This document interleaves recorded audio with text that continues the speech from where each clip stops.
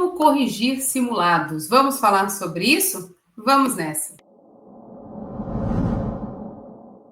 Eu me chamo Débora, sou professora de exatas, eu sou uma especialista nos vestibulares de medicina, criadora do único método capaz de aprovar em qualquer faculdade que a banca VUNESP prepare em menos de um ano.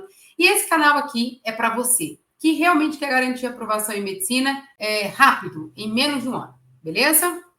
Então, vamos falar aqui sobre esse assunto que é um tabu, né? Muita gente não sabe fazer, muita gente acha que sabe, mas faz errado. O que que é? Como corrigir simulados, certo? E eu vim trazer esse assunto aqui porque eu estava conversando com um aluno da nossa mentoria, inclusive, fiz a correção, a gente fez algumas comparações, passei novas metas, quais são os próximos passos, algumas coisas que nós vamos avançar, outras que vamos ter que voltar. E o aluno não entendeu por quê. E eu fui explicar a correção, né, dos simulados e o porquê que nós estávamos fazendo isso. E foi uma surpresa. E uma coisa que, na minha cabeça, parecia ser uma coisa muito natural que os alunos fossem entender. E ele falou, não, mas por que eu vou ter que voltar se eu acertei essa questão? Olha isso. Nós vamos voltar em um assunto que ele não está errando com frequência. Ele errou algumas vezes, acertou algumas vezes, mas nós vamos voltar. E aí eu fui explicar como se corrige um simulado. E esse aluno ficou encantado. E aí me veio na cabeça, muitos candidatos não sabem corrigir simulados. Por isso que muitas vezes acabam se dando mal, faz tudo, dá super bem em casa, faz simulado em vários lugares, fica super bacana, mas quando vai para a prova não consegue reproduzir aquele resultado. Por quê? Porque a correção está sendo feita de forma errada. Então, o meu objetivo aqui é te ensinar como corrigir um simulado para que você realmente consiga ver os seus acertos, os seus erros, encarar realmente o que você sabe, o que você não sabe, para que você faça a sua evolução. Tudo bem? Então, vamos lá. Só que antes de falar sobre correção, a gente vai ter que dar um passo atrás. Porque para eu corrigir, eu tenho que fazer o simulado. E qual simulado eu devo fazer? Essa é a primeira coisa, tá? Muita gente começa errado bem antes da correção. A pessoa faz simulados aleatórios, aí depois ela corrige de forma aleatória. Então, a primeira coisa que a gente tem que definir é quais são os simulados que eu vou fazer que realmente vão trazer resultados e dados para mim, certo? Então, olha só, dentro da nossa mentoria aqui, não é o aluno que decide, é a gente que decide de acordo com a faculdade que ele quer. Então, de acordo com o que o aluno quer, a gente prepara todo o cronograma e orienta. Olha, isso você vai fazer, essa é a sequência, a gente acompanha esse aluno diariamente para que ele tenha esse resultado.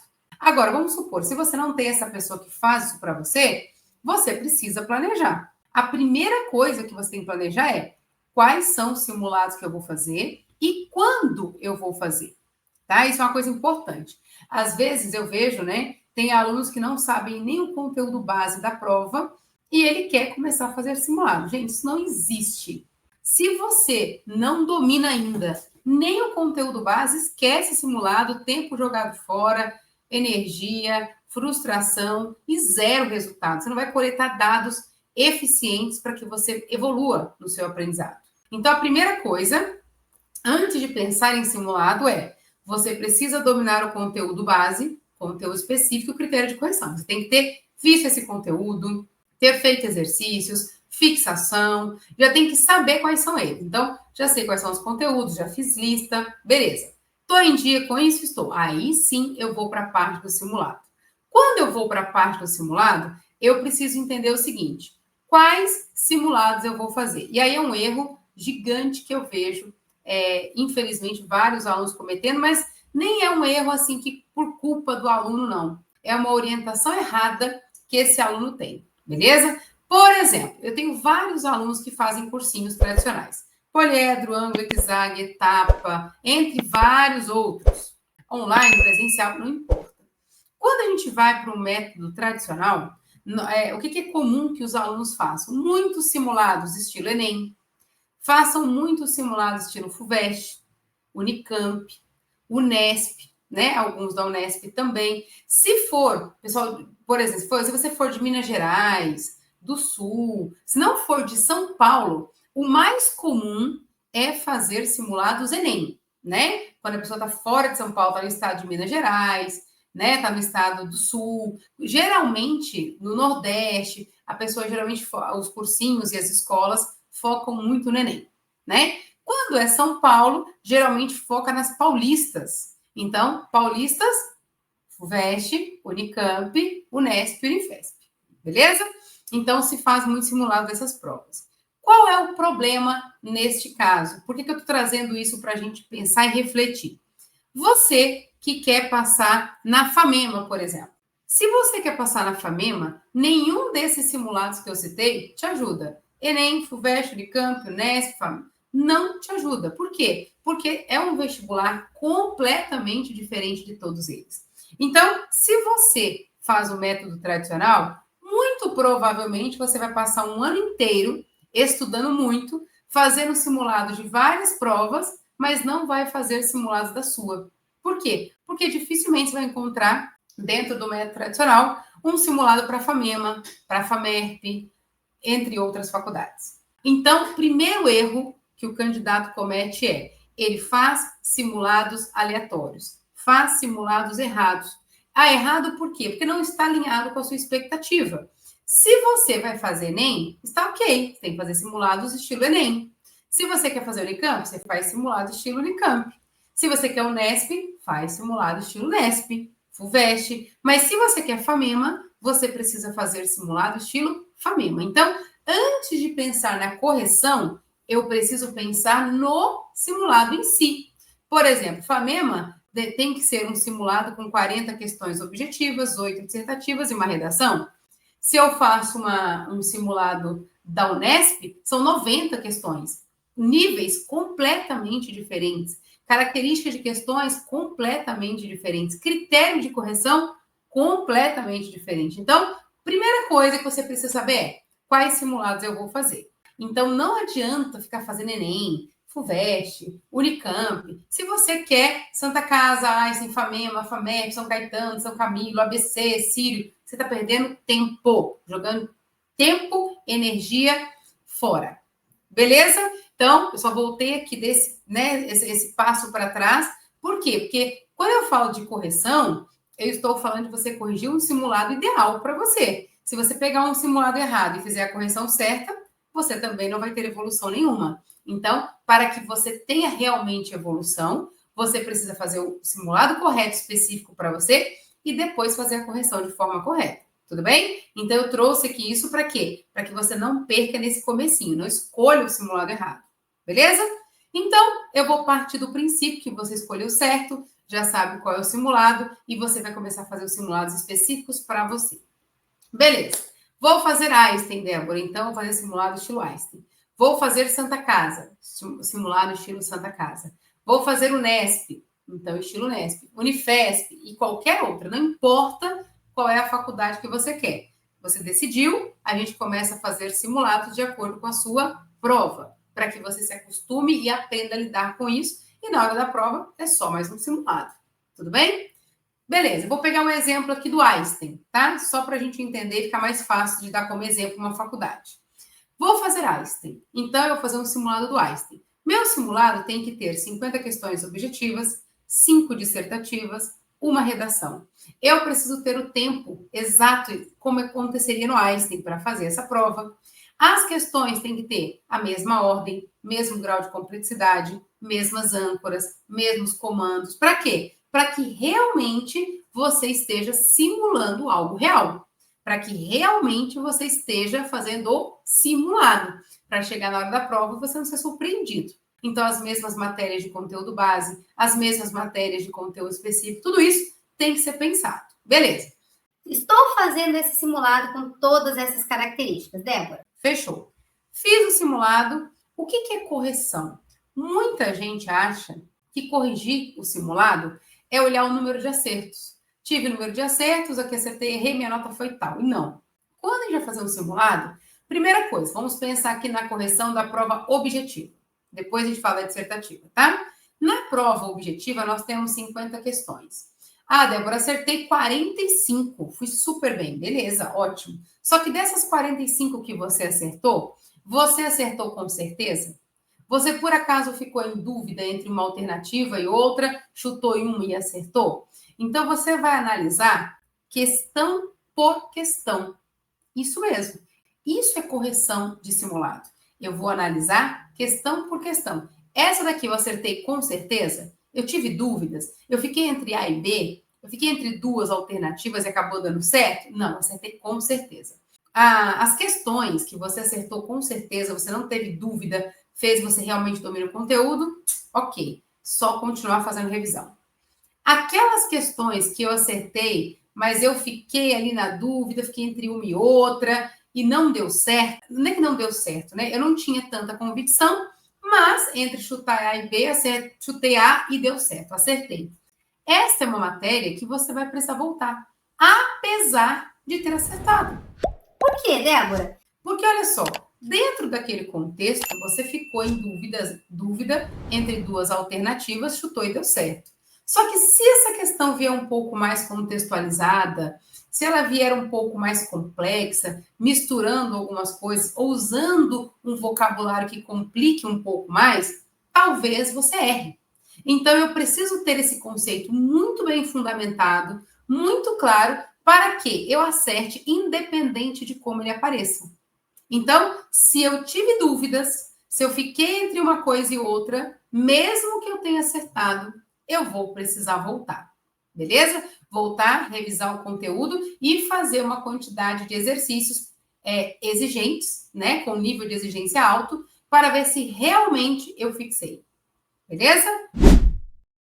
Fiz isso. Para as questões que eu errei, eu vou analisar. Eu errei por falta de conteúdo, por interpretação, porque errei cálculo. O que eu errei? Então, eu vou analisar. Ah, não, olha só, foi falta de atenção. Então, eu vou ter que trabalhar essa pressão na hora da prova, tá? Eu vou ter que treinar mais isso na hora do meu vestibular. Nossa, eu errei continha. Olha isso, gente, é um pecado errar. Você sabe todo o contexto, sabe a matéria e erra continha. Isso é grave, né? Preciso trabalhar isso para não correr risco de errar. Existem vários macetes de prova para você fazer menos conta possível.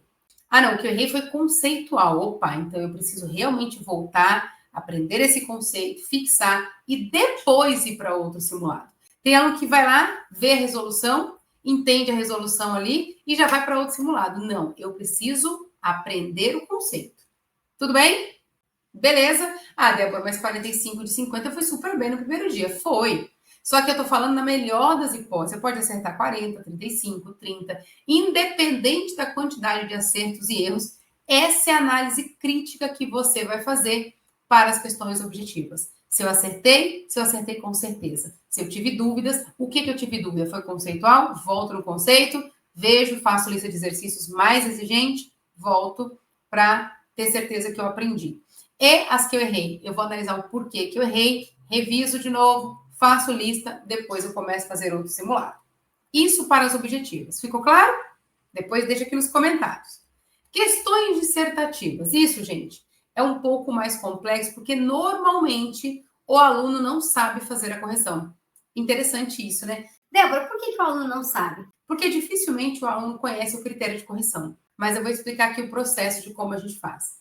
Para as questões dissertativas, a Banca VUNESP leva em consideração 4 tópicos: objetividade e clareza, completude da resposta, âncora e comando e depois o resultado. Então, eu tenho 4 critérios que são analisados para você ter a nota completa do vestibular numa questão dissertativa. Então, para que você tenha essa nota inteira, você vai ter que atender esses 4 critérios para cada pergunta. Então, eu tenho uma pergunta na prova do Einstein, por exemplo, dissertativa de Química.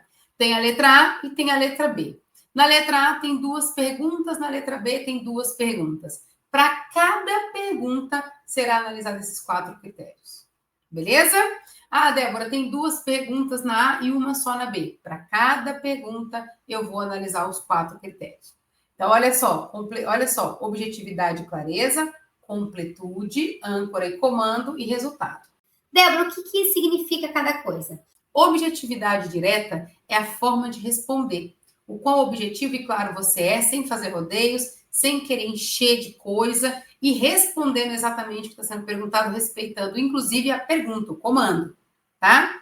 Completude. Se me pedir para explicar, eu tenho que responder de forma completa. E não significa escrever tudo que eu sei, mas sim de forma completa, de acordo com a pergunta com que foi pedido. Se é explique, se é demonstre, se é justifique. Cada comando desse quer me dizer alguma coisa. Então, eu tenho que respeitar esse comando e ter uma resposta completa de acordo com o comando. Que entra o terceiro critério, que é o comando e âncora. Âncora é onde eu vou me basear para responder a questão. Comando é responder de acordo com o que foi pedido. Por último, a gente vai ver se a resposta está certa ou errada, se as contas estão certas ou estão erradas. Mas para eu atingir a nota completa, esses 4 pontos precisam estar extremamente alinhados, tá? E por que eu disse que é difícil? Porque muitos alunos não sabem o que é âncora, não sabem o que é comando, não sabem exatamente qual é a completude quando a gente pensa em uma matéria A, B ou C. Mas é assim que eu preciso fazer. Então, quando eu for fazer a correção, eu vou olhar para a minha questão de química, de biologia, de física, matemática, inglês, e eu vou olhar esses 4 critérios para cada pergunta. Eu fui objetivo e claro? Foi completa a minha resposta? Respeitei âncora e comando? Resposta está certa? Nota máxima. Tudo bem? Beleza? É assim que a gente faz correção. Ah, eu fui objetivo e claro, respeitei comando e âncora, resposta certa, mas não foi completa. Não tem a nota máxima. Então, a prova dissertativa é muito mais exigente para fazer a correção. E eu tenho que olhar com carinho. Por quê? O grande diferencial para quem vai prestar vestibular que tem questões dissertativas está na correção. O grande diferencial está na correção. Beleza? E a mesma coisa serve para a redação. Existem 4 critérios para a redação: A, B, C e D. Eu preciso saber analisar os 4 critérios, e aí é muito mais difícil o aluno corrigir. Por quê? Gente, por que dissertativa é difícil para o aluno, né, fazer a correção? Porque olha só, se você fez a questão daquele jeito, é porque você acredita que aquele jeito seja o certo. Então, você está inclinado, inclinada a achar que ganhou a nota máxima. E não necessariamente. Já deve ter acontecido com você ou com alguém que você conhece, que você acreditava muito que estava certo, quando veio a correção, não estava. Então, é por isso que é mais difícil para o aluno. Fiz uma redação. O aluno colocou da forma que ele acredita estar certo. Então, na hora que ele vai corrigir, ele acredita que está certo, senão ele não teria feito daquele jeito. Então, é importante ter outra pessoa para fazer a correção para você, tá? Então, nas questões dissertativas, realmente muito mais complexo, tanto nas dissertativas quanto na redação, você mesmo fazer a correção. Mas, se você não tem alguém para fazer, precisa ter esse senso crítico, parar e analisar. Tudo bem? E aí, olha só, errei, conceito, volto. Errei comando, volto. O que significa isso? Como que eu deveria ter feito? Não adianta só saber que errou. Ah, errei, próximo? Não. Eu erro, eu corrijo, faço questões para fixar, depois eu continuo. Aí sim eu tenho dados, tá? Vamos supor, eu errei porque a minha resposta não estava completa. Então, na próxima, eu vou trabalhar isso. Eu vou corrigir, entender o que é uma resposta completa e vou trabalhar isso na minha próxima questão. Aí sim você consegue ter dados.